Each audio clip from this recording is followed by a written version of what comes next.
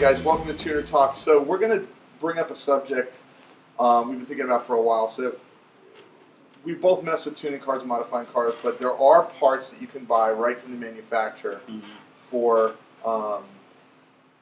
whatever car you own. Yeah. In a lot of cases, you know, with European cars, not so much, right? Really, I mean, there's not a lot. Well, it depends. Warranty voiding stuff, you know. Well, for the M division, a lot of times, especially early on, the cars were quite different. So it's not like you could just upgrade your car into an M car if you didn't have an M car. Right. But I think that was for people that wanted to buy a car that was already tuned. Yes. You know. Yes. And you could do that with anybody. You you could buy like a ZL1 1LE, and they're pretty much good to go. From GM Performance Parts, like you can get a full ZL1 kit. Right. It'll look like, or the new Z28, which is like a really, really and car. Honda Performance. It used to be Mugen, now it's Honda Performance Development, HPD or whatever the hell it is. They used to be HPI or something. I don't know. They've changed their name many times. But most people that tune their Hondas are tuning them from, aftermarket performance companies, or there's so much support. Our friends at eBay. And or buying JDM parts from people too. Yeah. But you really rarely see any of that stuff. Maybe some wheels. Maybe some stuff that got thrown by the dealer. It's you're actually raising an interesting point. There's a lot of factory tuning companies or divisions that GM Performance Parts is actually a good example. There's a whole department of GM that just makes performance parts, and they make crate engines. They make everything that you can want for any of their cars that are remotely geared for performance. But very few people in road racers use them. Almost nobody almost nobody buys a Camaro and then hits up the GMPP catalogs I want this, I want this, I want this. No, it never happens. No. And it should. I don't know why it doesn't. When I used to work for Ford Motor Company back in the day, it was SVT. Celine. Oh, Celine. Celine, you could put Celine parts on the car, racecraft suspension, and it wouldn't void your warranty. Yeah. So there were parts that you could buy through the manufacturers that wouldn't void your warranty. Sure. With Nissan, you have Nismo. Nismo, right? Yeah. Stillen is still, I think, factory authorized. Yeah. But there's companies for Porsche that Tech Art, right? Yeah. But it's mostly looks more than. Well, yeah, they actually got behind a couple of sort of aftermarket guys, and were like, "Hey, we'll let you do this, whatever." Gambella, right? Gambella, yeah. I think Gambella was just aftermarket tuning. Uwe has an interesting story of how. Oh, did he vanish? Yeah. The owner of Gambella and he's dead. You went on a safari or something, right? He pulled Dave Chappelle and just gone. Right, and then didn't somebody close the company or something at one point? They were like, "You can't run it because your owner's been dead." Yeah. Uwe Gambella is a very interesting guy, but that's a story for another day. That's a story for another. But time. You look at the Honda stuff, the Toyota stuff, TRD, which is probably the most. TRD is actually Nismo makes a lot of stuff for the Nissan stuff for real. You can buy exhaust and intakes and stuff right over the counter, I think, parts to part. But TRD, Nissan has Nismo edition cars, 370s, 350s, all that stuff.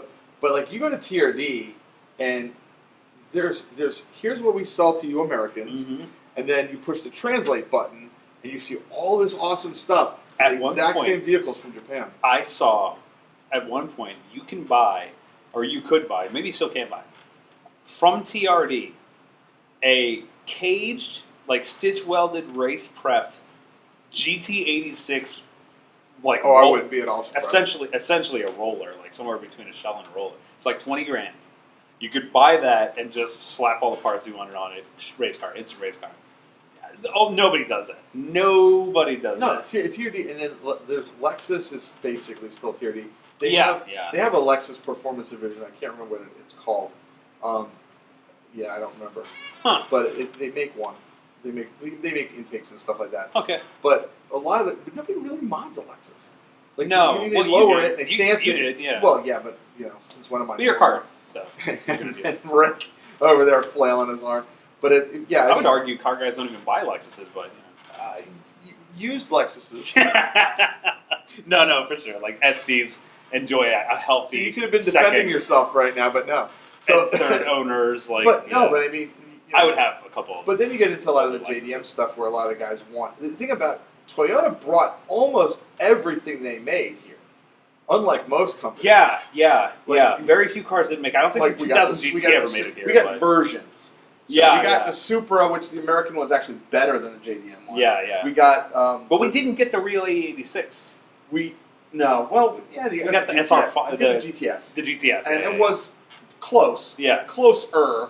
It was. Yeah, it wasn't that far. We got the Soar here with the SC chassis.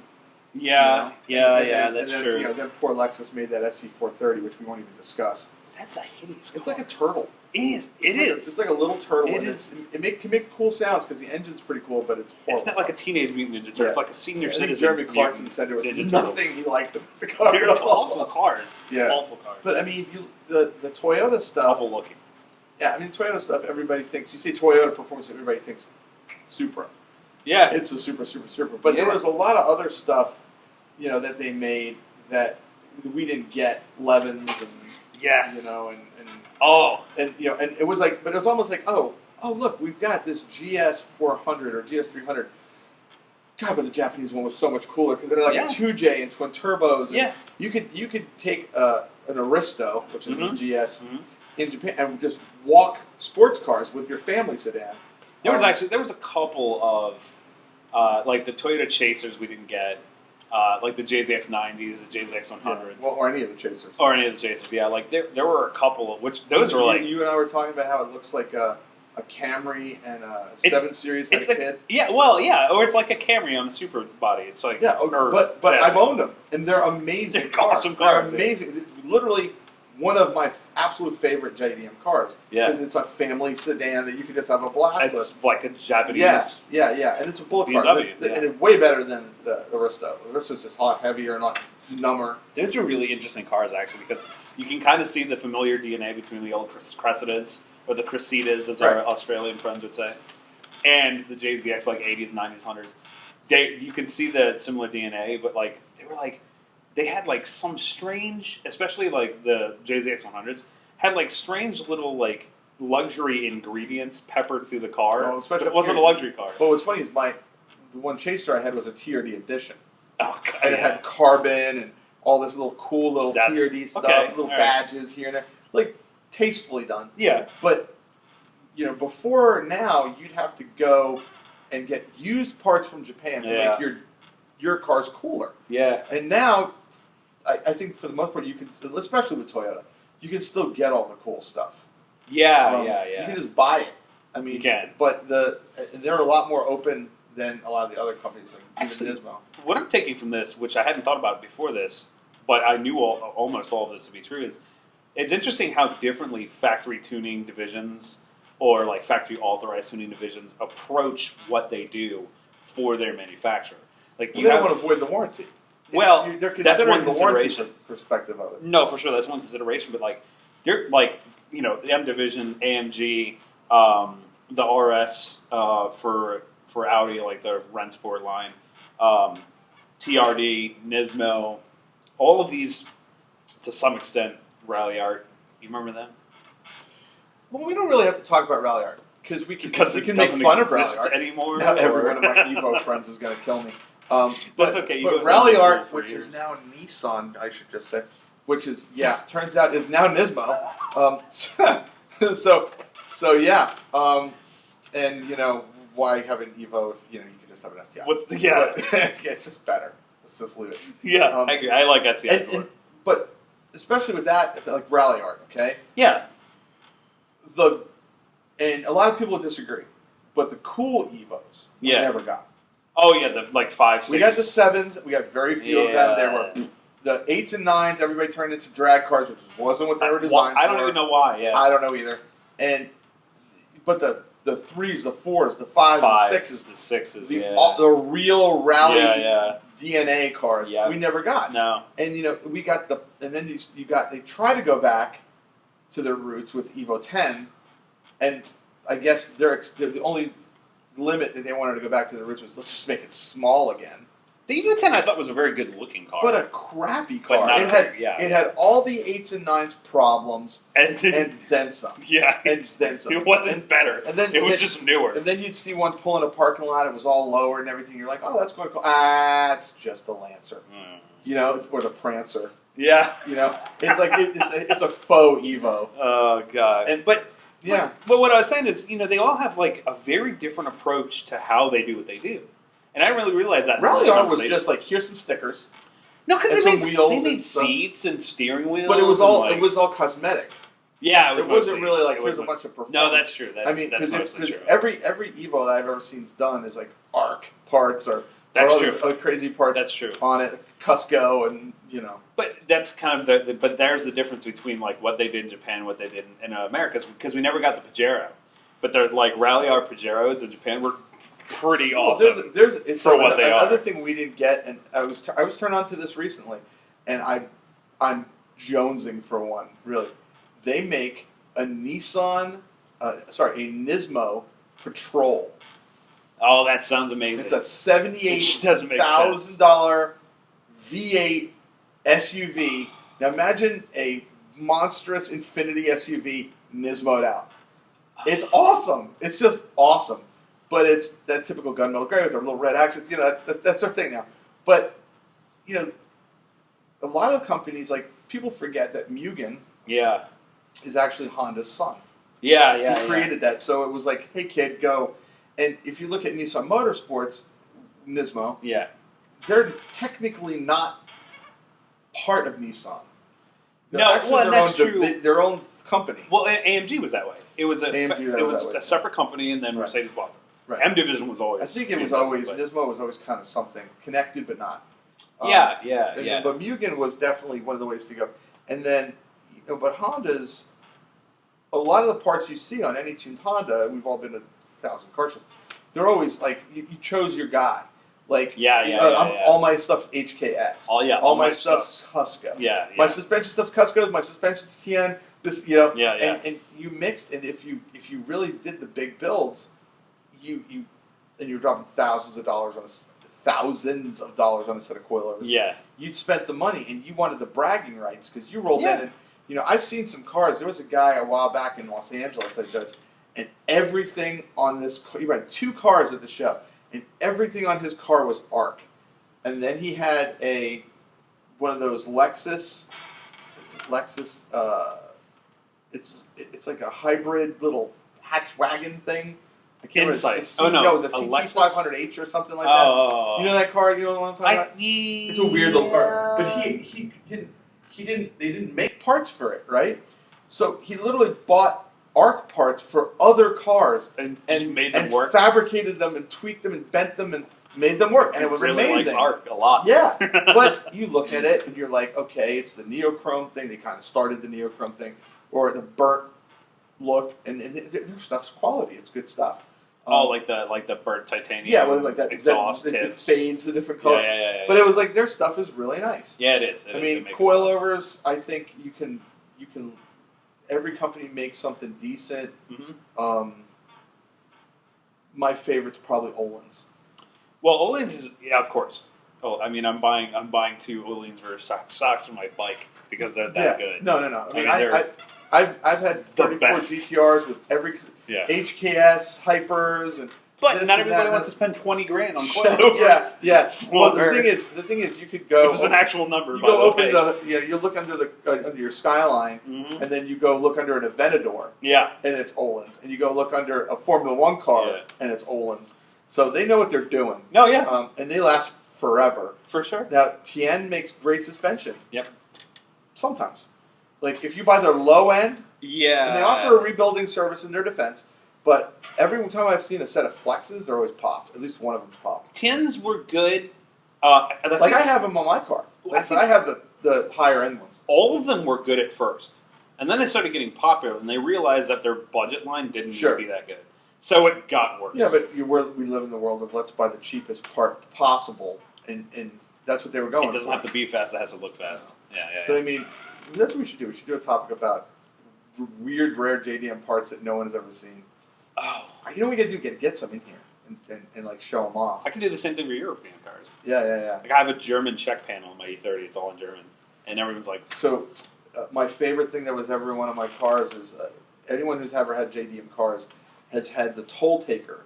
Okay, it's a toll taker that you actually slip a card into, like a credit card into, and it's their version of ePass. So when you go through it, it clips the tolls on the highways, and some of the higher end ones talk to you, and they yell at you in Japanese, and it'll say card error, and it'll say it in Japanese, and I've literally hoarded them over the years because they're great, and people that want that, yeah. So I had an STI, I had a Bug Eye. Yeah, I love JDM. I love it. Like, and it had a JDM radar detector. Nice. And you'd be driving down, and it would hit radar, and it would go, Speedo Checo, slow down. Speedo Checo, slow down. And it would blink, and it would show like a little police car on an LCD display on the side of the road, blinking. It was hilarious. So it didn't speak Japanese. It spoke English and Japanese sing-song. It spoke Jinglish. It spoke English and Japanese sing-song. Well, one of the questions I always get asked about JDM stuff is, why is this car JDM? But like, a lot of the things written in the car are in English, like the buttons and stuff. Yeah. And I'm like, because they don't just sell them in Japan. They sell them in England. And they knew they weren't going to. Yeah. And they it's an island. It's an export country. Yeah. But true. I mean, a lot of the companies. So you think they're changed over the years? You think I think it's easier to get stuff now. Well, yeah. I mean, as far as the factory tuning, I mean, people still crave the ungettable JDM, the rare parts. Well, in the scene for sure, yeah. But like, especially like rims. Yeah. Wheels. Yeah. Yeah. Sorry. So the reason I always twist it is because I'm a steering wheel collecting geek.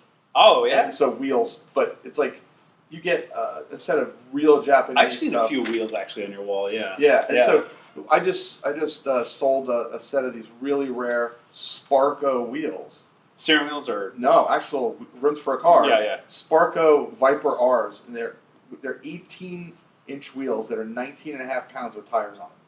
Wow. Yeah. And they only came in like square sets for like STI and Evo. And I know those wheels. You had the wheels. I had them here one night. I am aware of those wheels. A collector guy in Virginia bought them for his GTR, and he was like, "The best deals one. You got those? Yeah. Oh, you have them? Yeah. Send me some pictures. Okay. Where do I send them on?" Yeah. Because guys like us, we do the same thing. Yeah. Sure. Steering wheels. If you see a steering wheel that's a rare steering wheel, I'm buying it. I have a problem with Italian and German 3-piece wheels. Like, if there's a good deal, if I don't have the money, I'll still buy them and just eat ramen for a week. But sometimes, like one of our YouTuber friends makes his own wheels, and Adam. When he was nice enough to get me one of his first run. Oh yeah. So I have it hanging on the wall. It'll never be in a car. Recently, I acquired a really rare wheel. It's a Momo Martini steering wheel from Martini Racing Car. So we did the research and found out. A friend of mine had it, hated it on his car, and I was like, I'll gladly take that from you. And I gave him a stock wheel for a Skyline. It was on a Skyline. And I did some research. And what Porsche did it come off of? Turns out it doesn't come off a Porsche. Oh, that one? Comes off a car quite a bit rarer than a Porsche. So I went on a couple of wheel forums. I couldn't find it. I finally found a picture of one of those wheels that looked like it, and it had sold in 2011 in France for $1,500. Turns out it's a steering wheel used in Group B racing on a Delta Integrale. A Lancia. Yeah. Whoa. And the only way you can tell if they're for the Porsches. Oh, I've seen the Martini livery Lancias. Yeah. So they're pretty crazy. So $1,600 steering wheel on my wall now. But it's this. I love that. Everybody has a thing about cars, and I just like that because it's portable. Yeah. Like I'm a big Senna fan, you know that. And yes. It's like so. A friend of mine years ago got me a blue personal. Nardi personal steering wheel for my NSX because it matched my wheels on the car, and I love it to death. But steering wheels are just that piece of. I agree, and especially like when you think about out of a racing car, because you know how much expensive like Formula One steering wheels are and stuff. But Senna drove with a personal. I've spec'd out interior colors to match the wheel that I want to put in a car. So I get that. Weird fact, and it's a little off topic of factory manufacturers because. These guys are. We've already veered off that path, although, let's go into the for a second. Momo makes wheels for STI, like factory wheels. Mm-hmm. Yeah, that's right. A lot of that's cars. True. Recaro, it's not owned by the company, but they're in the car That's from the true. factory. So That's Lear Sager for GM. You've got a lot of companies that have made stuff aftermarket, but it's on a factory car, like Coney shocks or whatever. But the steering wheel, to me, if you want to collect something from a car, especially if it's a race car, the guy held it in his hands for how long? You know, I mean, how much more close, short of owning the dude's helmet. Or his racing his suit. Yeah. I mean, that's as close as you're going to get. And a lot of these guys had these steering wheels custom made. That's right. And they would take them out of the car and take them into their room with them at night. Yeah. You know? So it's incredibly personal and very nostalgic. Why it's called personal. But you know, that's how Momo, the name came from, the personal name, because they were custom made. Mm-hmm. So interesting fact, Momo, as badass as they still are, you can still contact Momo in Italy and ask them to make you the wheel custom. And they will make you the wheel custom. If you send them a sample of the fabric, or you send them a sample of what you want, I know guys have had full Alcantara steering wheels made of the goofiest colors. The lettering where it says personal, you can have that custom done. The horn buttons, they'll do custom. Like, it's all bespoke to what you want. I love that. And I love it's old and as big as they are that they'll still do that. And there's companies that are like that. I mean, you look at, Porsche, I don't know if they still do it, but Porsche used to do a thing where if you brought in a color, they'd match it. They'd make your car that color. Oh, and paint that, yeah. I think they still do lipstick colors. I remember reading about it. It was some actress, she brought in her lipstick. Yeah. And her 911 was made that color. Yeah. But manufacturers, I think Aston Martin does manufacturers have always done that. And sometimes they've worked with people to make the car custom right on delivery. So, like bespoke cars. And we're not talking about tuning shops or coach builders. Or coach builders. Yeah, like Maybach, they'll do that. Well, or Bentley. Yeah. But there was a situation a while back with I'm trying to think what manufacturer it was. I want to say it was it a Porsche? Oh no! It was actually an old vintage Lincoln. It was an old vintage Lincoln, and the Lincoln back in the day, the Continental was like the state-of-the-art car back then in the 50s. Yeah. And they made a car specially for Elizabeth Taylor. And the guys from Lincoln guys from Lincoln took photographs of her eyes and made the car the color of her eyes. Crazy. The car still exists. It's on YouTube. Some famous. I'll try to put it in the comments or something.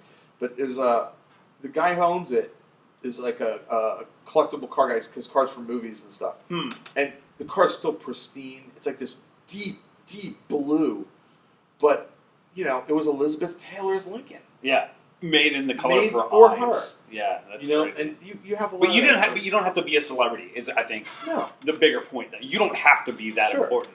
And a lot of these people still do this for just anybody. A lot of times, you just buy a cookie cutter car. Yeah. But I mean, a lot of times manufacturers at least try to make something special. I mean, BMW still does that to a lot. Yeah, I've worked with dealers over the years that we've done stuff for one car, like a GTR or something, that we've done some special stuff and done, or not even like movie cars, but cars that they wanted to stick in the dealership would just be different. Well, like BMW has this thing that I think they call like the individual package or whatever, and you can pick any combination of options that they have, anything, for your car if you buy it brand new. Right. And you don't have to do the European. Shelby's like that. Like Shelby's like, if you want a Mustang in a weird color, or you want this or this, if they're building it as a Shelby, then you can have it. I always like those cars. Like, and it's gone away. You know what's gone away? Serialized cars.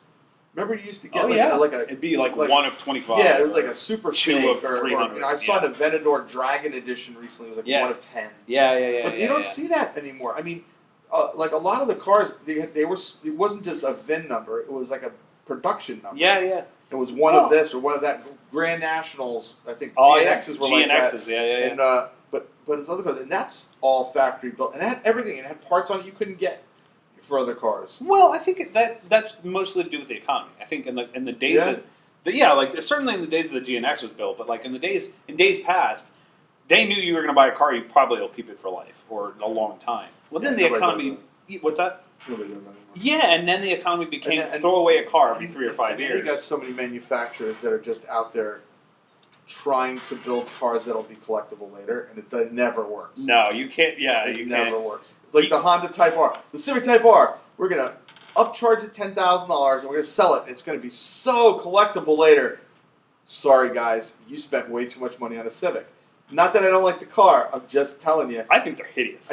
And you gotta think about how many cars can you build and it still be collectible. That's true. Look at cars that it worked for. LFA. Okay. Newer cars? Yeah. Like LFA, they built 500, I think 498 ever made it to production. Exclusivity. But they planned that exclusivity, and everybody's like, oh, that's a $400,000 car. No one's ever going to pay $400,000 for a Lexus. Guess what? Go buy a new one. Yeah. Go find one for like 4,000 or 5,000 miles on it. They're still $400 grand. And they're all bought. And it's not like the Ferrari thing where they almost raise the price to make themselves money. Yeah. But Lambos a Gallardo is never going to be worth a lot of money. It's just because it's like the poor guy's Lambo, unless it's like a Balboni or something special. Oh yeah, or Profumate. Yeah, but they built so many of them.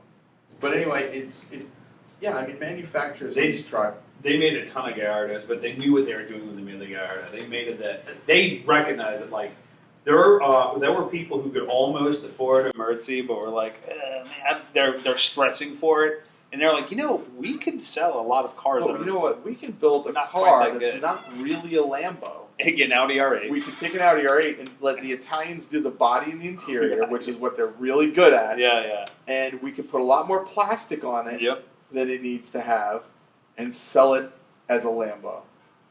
But they still sound amazing. They do.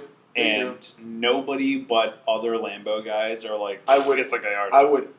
I would absolutely buy the R8 though first. I would too.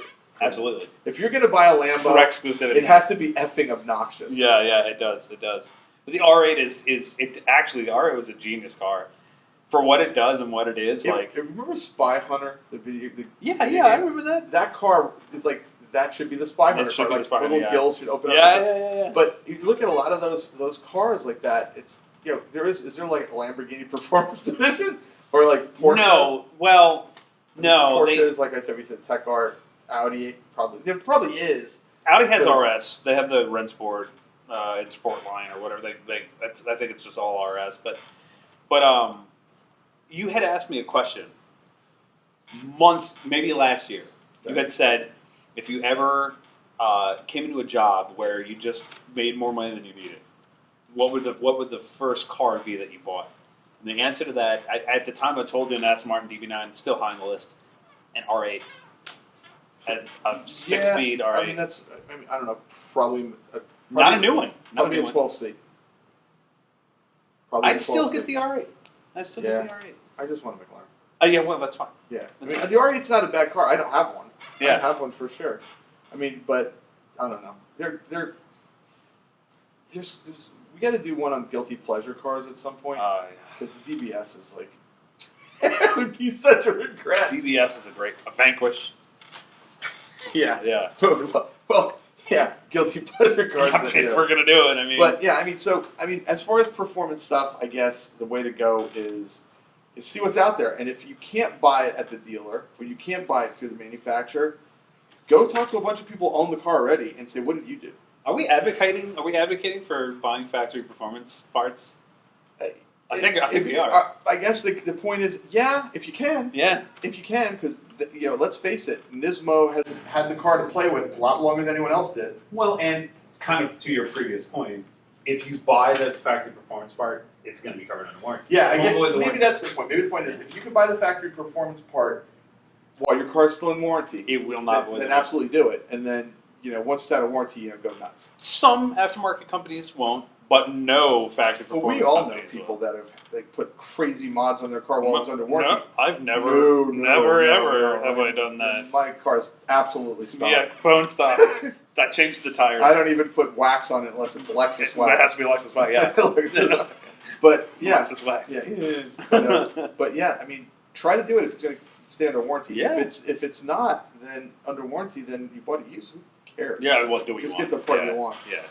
But all right, guys, talk to you next week.